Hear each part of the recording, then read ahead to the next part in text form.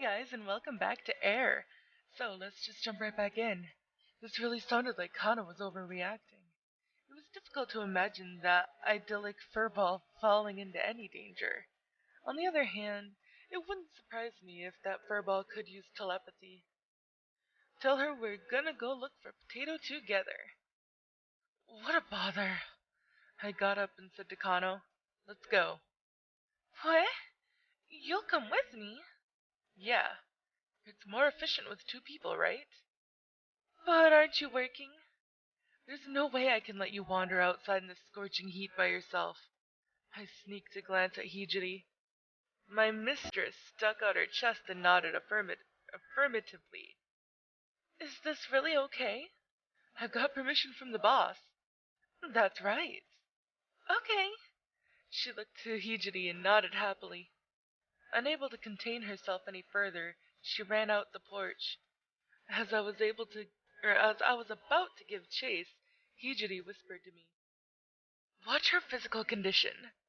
If you see anything unusual, bring her back right away." Perhaps she had intended it as a passing comment, but she looked serious. "I got it," I replied in a subdued voice. It was natural for her to care about her younger sister. The moment I set foot outside the clinic, sweat started forming. The heat was searing. I wouldn't have been surprised if the asphalt melted my shoes and sank into it. The sound of the cicadas had grown in intensity. We have to find Potato, and fast. International Dog Rescue Squad moving! Hold it! I restrained my captain, who was going to set off without thinking things through. Decide where we're going to search first. Let's see. She nodded to herself with a hand on to her chin. I could tell that the underused neurons in her brain was being fired up. I heard Potato's voice in school, but I've already looked there. It must be somewhere near the school. That was pretty good judgment on her part. Then let's walk along the coastline first. Very well. Let's head for the coast. I followed Kano. Is it around here? We were at the plaza in front of the school. We climbed the stairs along the coast. The railings, red with rust, looked to be sizzling in the heat. I stood on the seawall. Because there was no wind, even the scent of the sea tasted sullen. Potato! Kano suddenly called out. Potato! Pico pico! Potato! Pico pico pico! Stop using potato language. It's annoying. Pico! She nodded sadly.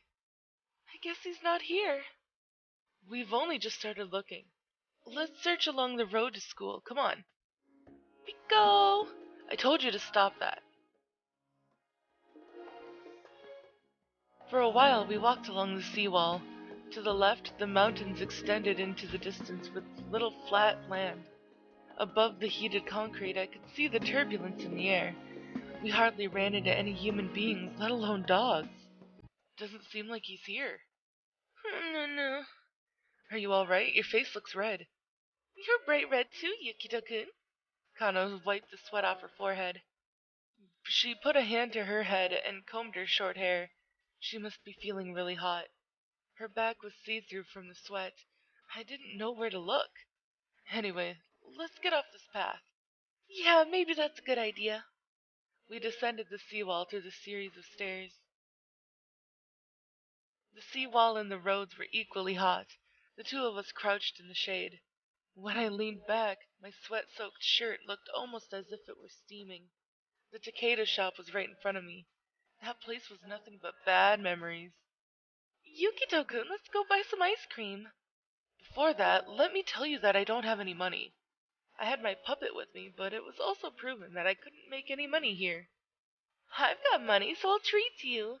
She thumped her chest generously. I stared at Kano with eyes that almost popped out of my sockets. Are you serious? Yup. How much have you got? 60 yen. What are you, a kid? It's okay. Let me buy you... I'll buy a lemonade popsicle that we can break into two and share. She looked incredibly proud of herself. I had little reason to refuse. Alright, please treat me. Okay, I'm going to buy it now. She got up and crossed the street. Then she opened the freezer and inspected its contents. After she found the one she wanted, she entered the shop. Whew, I sighed. Sweat was pouring off me as I waited like this. Even if it was only 30 yen worth of popsicle, it would be refreshing in my current state. Just then, Kano came out of the shop. She closed the wooden door carefully and turned to face me. Sorry for, sorry for the wait.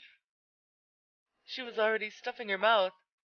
And that wasn't a lamine popsicle that could be snapped into two. It's a watermelon chocolate bar. The red part tastes like watermelon and the flakes are chocolate chip. No, listen. If I win the lottery for this, I can get another one. Don't worry.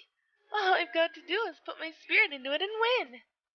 Gambling was fine and all, but I was quite certain she wouldn't win. At least don't drop it. When I watched Kano spin her popsicle about, that was all I could say. There. She sat down beside me and quickly got to eating. It's so cold and tasty. I'm okay. I'm a grown-up.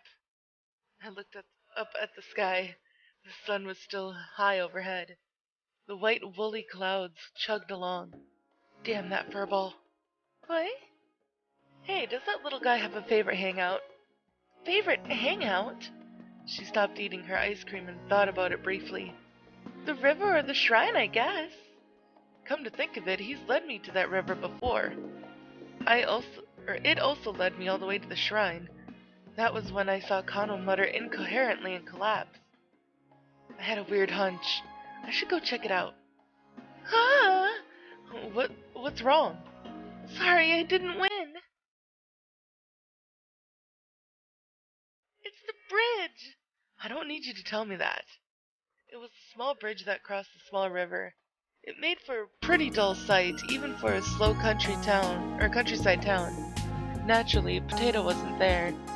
Its saving grace was that this place was cooler than in town. Oh, look over there, Yukito! Kano bent over the railing and shouted, It's a turtle! It's a big turtle, isn't it? It's not just big. It has to be about 5 meters long. That would be wider than the river. That must be why it's struggling. Oh, it's breathing fire! The riverbank has turned into a sea of fire. It withdrew its limbs back into its shell. Its head, too. Now it's starting to spin around. Oh, it's floating! It's rising into the air with incredible speed. Oh, there it goes! Yep, there it goes. What an amazing turtle! Yeah, it sure was. Stop acting stupid, let's go. You started it, Yukito-kun. I walked off with Kano looking at me in dissatisfaction. It's the shrine archway! The shrine archway finally came into view. I stopped to catch my breath. I yelled for no particular reason. This mountain path was murder under the hot sun. Kano was already climbing the stairs. I can't believe you're all right. Yep, I often go out for walks, she said as if it were no big deal. Come on, or I'll leave you behind. Yeah. Her cheerful voice got me to walking. I climbed the stairs slowly and passed the shrine archway. As usual, no one was there. There was nothing but the sound of singing cicadas and rustling leaves. A place forgotten by people. The sun scorched my face when I looked up. Everything became a brilliant white and I lost track of where I was. Potato! Kano slowly looked around her. Then she walked towards the shrine. Potato, are you here? Her skirt swayed as she circled to the back of the shrine. I waited for about 10 minutes. The sunlight filtered through the trees, rippled on the ground like waves. Finally, Kano reappeared.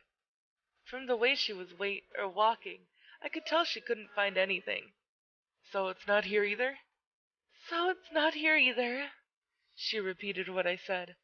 My intuition wasn't that accurate after all. Oh, no, what should we do?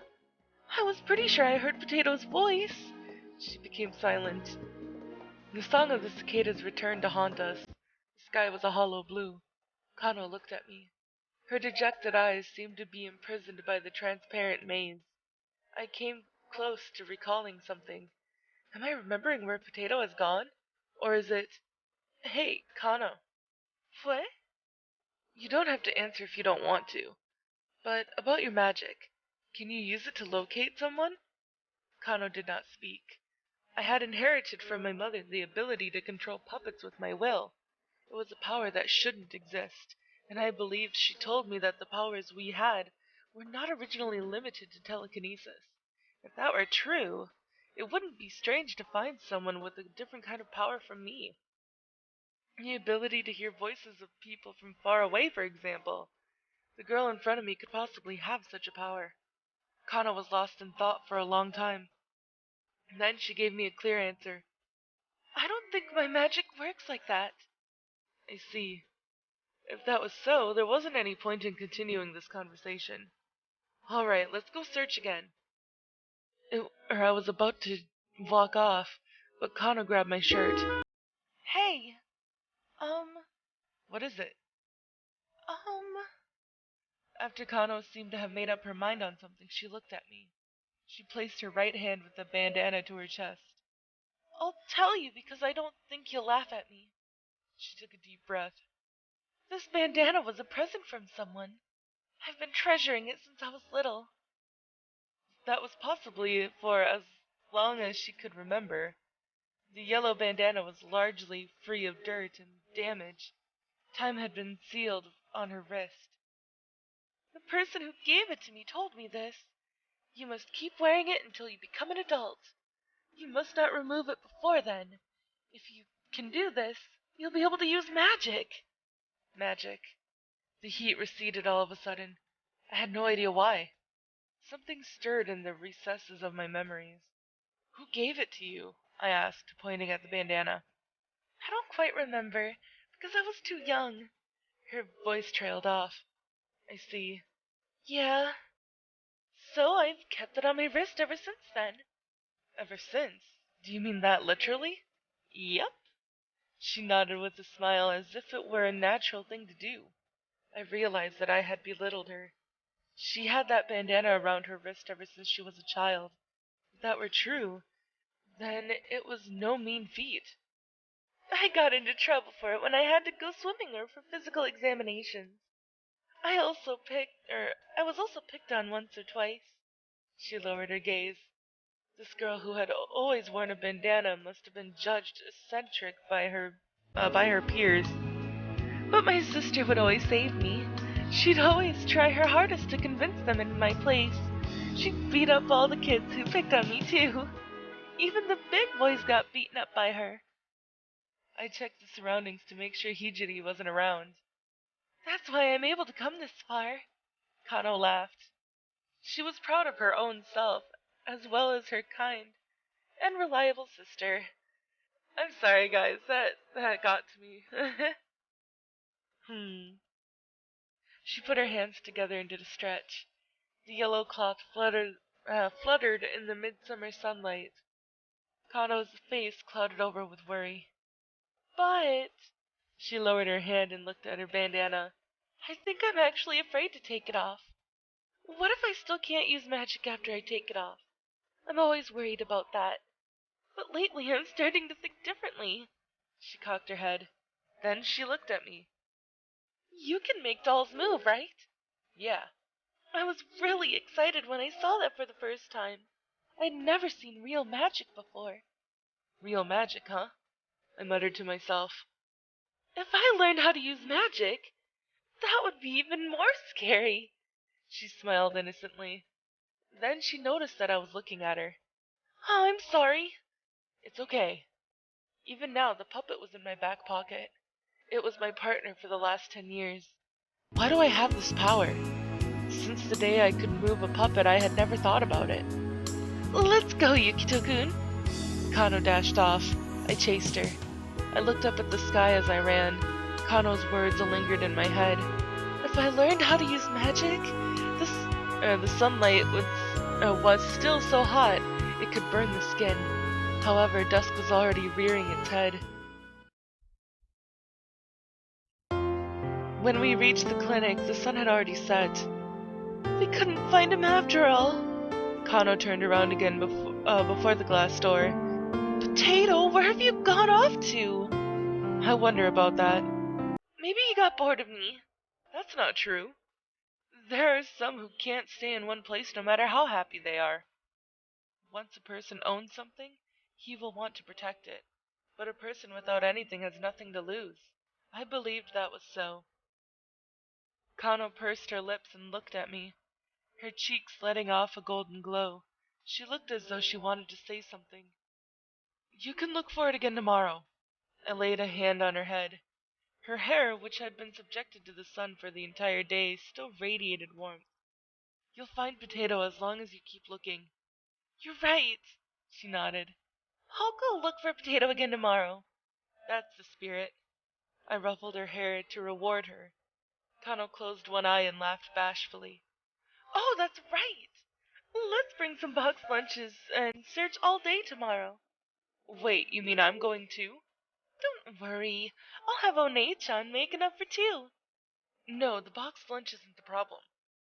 Box lunch? Those words caught my attention.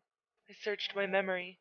When I was looking for Potato, I kept feeling that something was out of place. Boxed lunch. Deliver. Pico pico. Pikri. That's it! I knew. The true culprit behind Potato's disappearance. Where are you going, Yukito? I found out where Potato is. Eh? Eh? Eh? Let's go. Isn't this the school? That's right, this is the school. But I've already searched the school. You haven't searched it completely. Leading a confused Kano, I entered through the school gates. I soon found the shrubs the shrubs in question. Have you checked there? I was afraid to look into it directly, so I just pointed. What? Where? In the shade of those shrubs. I haven't looked.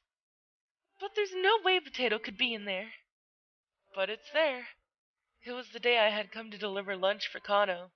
Potato had come with me that day. I thought Potato would cause a panic if it was found, so I had picked it up and hid it in the shrubs. Don't move from here until I say it's okay. Pikri! I had completely forgotten about it. It had been 3 days since then. 3 consecutive days and a temperature of over 30 degrees Celsius. I just pray that we won't find a dried putrid corpse there. Kano parted the bushes with her hands, and then... Ah! Potato, I finally found you! Aww.